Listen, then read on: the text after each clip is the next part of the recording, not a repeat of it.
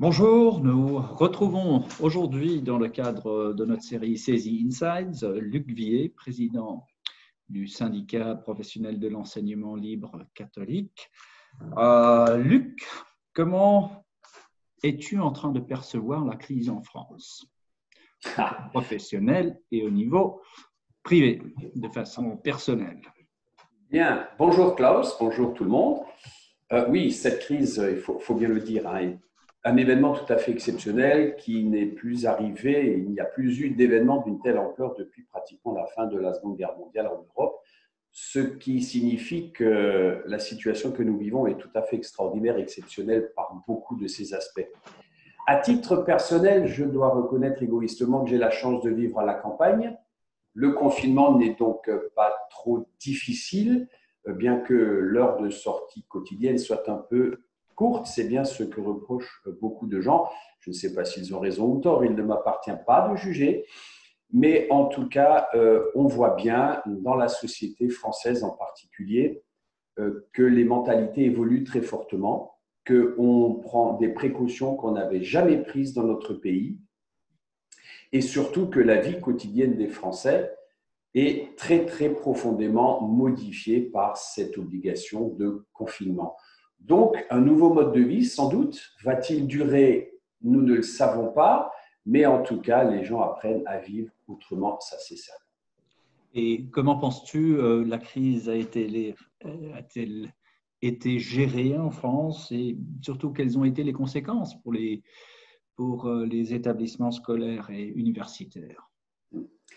Alors, il est extrêmement difficile de dire si la crise a été bien, moyennement ou mal gérée par le gouvernement français. Je n'ai pas du tout l'intention de me substituer aux spécialistes, aux épidémiologistes et à tous les responsables. En revanche, ce qu'on peut assez fortement reprocher au gouvernement français, c'est les évolutions en permanence. Le lundi, on nous dit qu'il ne faut pas mettre de masque et une semaine plus tard, on nous dit « Ah mais si, il faut mettre des masques ». Le mardi, on dit que tester tout le monde n'est pas utile. La semaine suivante, on se rend compte que dans beaucoup d'autres pays, la politique de dépistage et de test a été extrêmement efficace. C'est un petit peu ce que beaucoup de Français reprochent au gouvernement, c'est d'avoir manqué de rigueur dans sa ligne de lutte contre la crise. En revanche, le confinement semble avoir été bien accepté par la population. Nous sommes bien conscients que ces mesures ont permis de sauver de nombreuses vies, très très certainement. En ce qui concerne le système éducatif français, bien sûr, c'était une vraie révolution. En France, on aime les révolutions. On est passé d'un système présentiel, un contact direct entre un enseignant et ses élèves dans un lieu, salle de classe, stade de sport, atelier, laboratoire, selon qu'on est dans l'enseignement général, professionnel, à un système, et c'est là que c'est extraordinaire, du jour au lendemain, l'enseignement est devenu une pratique à distance. Et ce qui est encore plus extraordinaire, c'est qu'il n'y avait absolument aucune préparation à ces nouvelles méthodes d'enseignement. Les professeurs français, on les a informés le vendredi et le lundi, ils se sont mis à leurs ordinateurs, ils ont utilisé leur propre connexion Internet et ils sont partis, dans un premier temps, à la chasse aux élèves parce qu'il fallait les contacter, il fallait les retrouver. Ces mêmes professeurs ont bouleversé complètement leur progression, leur méthode de travail et ont continué à accomplir leur mission éducative, leur mission pédagogique. Et il faut bien dire que la population française, dans sa grande majorité, a redécouvert tout un milieu enseignant, la qualité et la quantité de travail importante qu'exige la fonction enseignante. Et je crois qu'on peut dire très sincèrement, la considération à l'égard des enseignants en France a très fortement augmenté. C'est-à-dire un grand bravo, si on peut le dire ainsi, à l'adresse des enseignants qui ont fait preuve d'une capacité d'adaptation incroyable dans très peu de temps, dans un laps de temps incroyablement court. Comment vont se passer maintenant les examens scolaires? Alors, là aussi, ce sera une vraie révolution, puisqu'on va passer d'un système, j'ai envie de dire, un peu napoléonien, où on rassemblait des dizaines de milliers d'élèves à travers le territoire, on leur faisait passer des épreuves écrites, on les interrogeait à l'oral, et puis bon, on leur donnait une note suite à la réunion d'un jury. La quasi-totalité des examens en France maintenant se feront sur la base du contrôle continu, c'est-à-dire que ce sont les enseignants eux-mêmes qui vont utiliser toutes les évaluations qu'ils ont faites de leurs élèves et ils vont leur attribuer l'examen ou ne pas l'attribuer. Il y a une exception, c'est l'oral de français en fin de première, qui suscite d'ailleurs beaucoup de questions.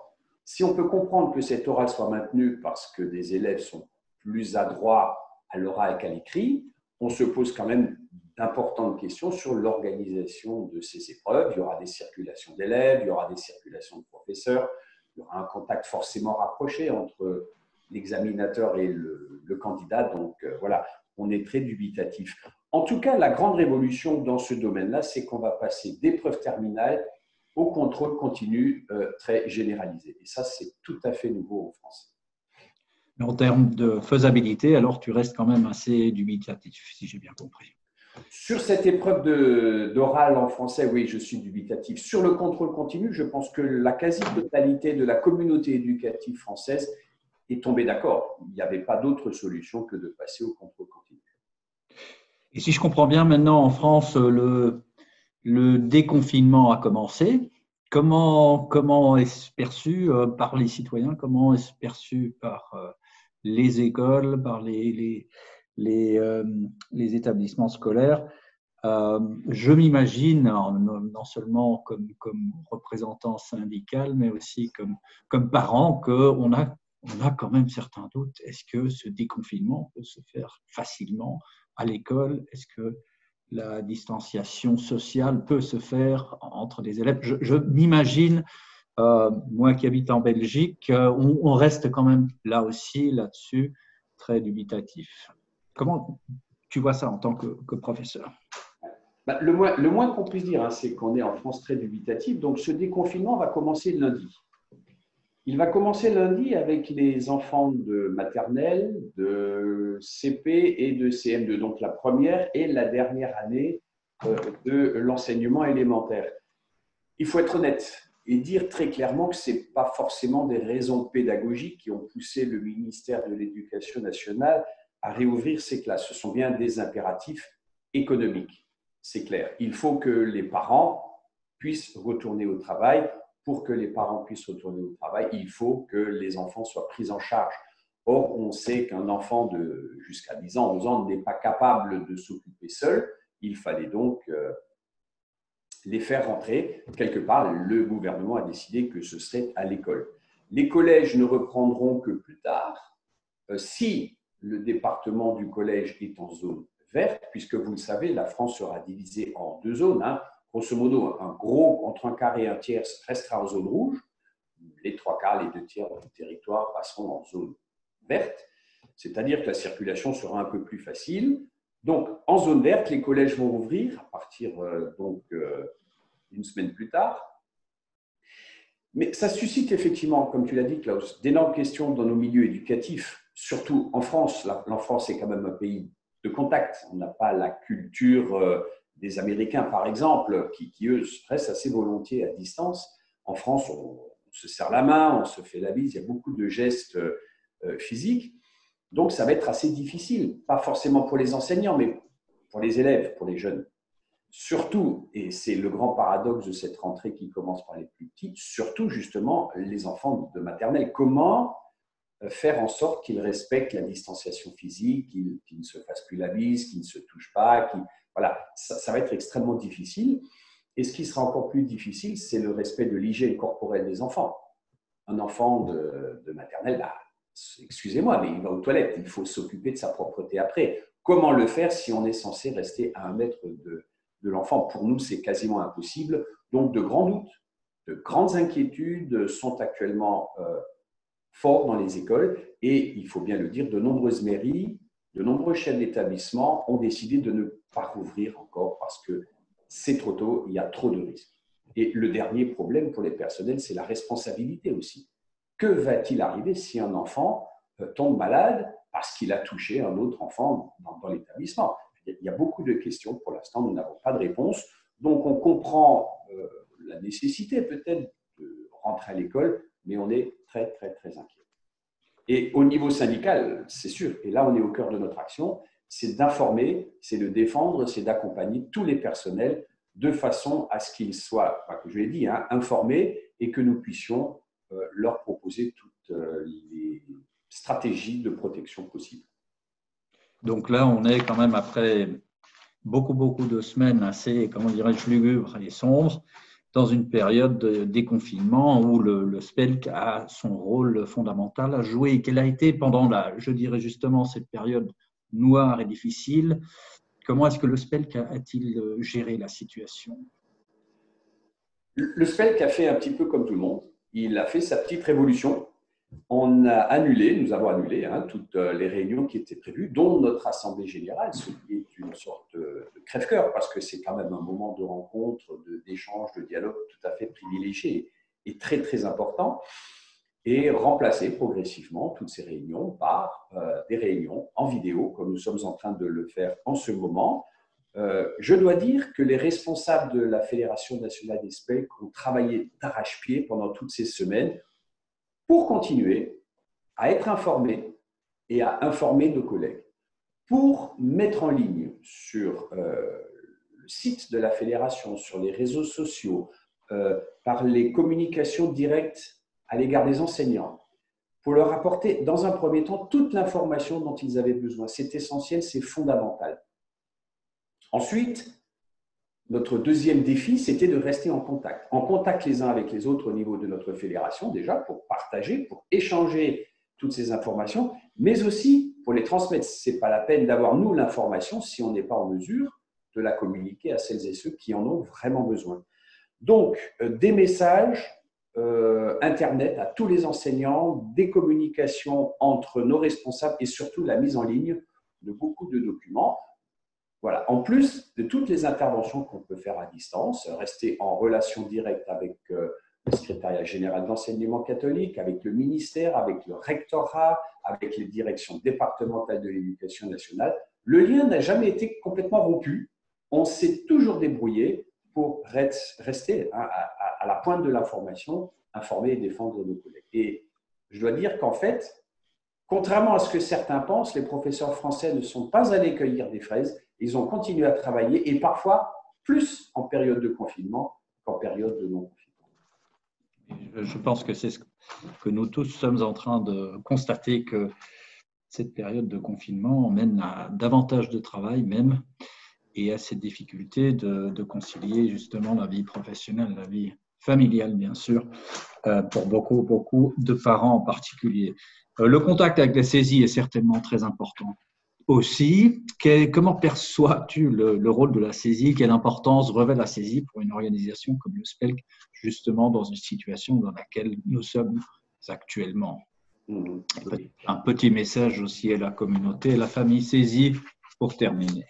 Tout à fait. Alors, j'ai commencé par faire quelque chose que j'aime pas trop faire, c'est pas ne pas répondre tout à fait à la question. En disant que ce qui m'a sidéré dans cette crise, c'est malheureusement l'absence totale de l'Union européenne. On n'en entend malheureusement pratiquement pas parler. Je le dis à titre personnel parce que je regrette cette occasion manquée peut-être pour notre Europe à laquelle nous sommes si attachés, d'avoir eu une présence, d'avoir été visible, d'avoir été audible, d'avoir coordonné un certain nombre de politiques. Moi, je regrette profondément qu'une des premières réactions des différents pays de l'Europe était de fermer les frontières. C'est-à-dire qu'on a fait marche arrière sur 40 ans, 50 ans d'histoire de l'Europe, et moi, je trouve ça vraiment très dommage. En revanche, au niveau de la saisie, j'ai participé, des stratégies de communication ont été mises en place. Le lien n'a jamais été rompu, comme nous sommes en train de le faire maintenant. Ça nous permet de nous adresser les uns aux autres. La saisie est un outil extraordinaire d'échange, de partage d'expériences, de rencontres, virtuelles depuis bientôt 2 mois. Mais voilà, moi aussi, c'est un outil auquel je tiens énormément parce qu'il nous permet de garder contact avec d'autres, même si c'est en dématérialisé. Il y a le site de la saisie, il y a les réseaux sociaux, il y a toutes les adresses des collègues qui postent et qui publient des petits articles. Donc, ça nous permet vraiment de rester en contact et pour moi, c'est extrêmement important. Et j'espère qu'à la fin de ce déconfinement, mais je suis sûr que c'est prévu, on va pouvoir, au sein de la saisie, échanger justement sur toutes ces pratiques, essayer de voir et de comprendre pourquoi ça s'est passé de telle manière en Autriche et de telle manière en France, avec des résultats, somme toute, relativement différents selon les pays. Donc, je pense aussi que la saisie, qui est une grande famille, tu l'as dit, Klaus, je suis tout à fait d'accord, que la saisie pourra prendre cette occasion pour essayer de faire encore plus de liens entre les syndicats des différents pays européens, faire encore plus de communication entre les salariés, les travailleurs des différents pays européens et des syndicats qui adhèrent à la saisie.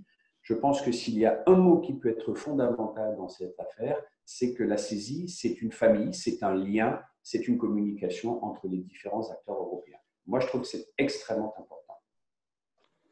Cher Luc, je te remercie pour l'interview, mais pour ces années de coopération et d'amitié.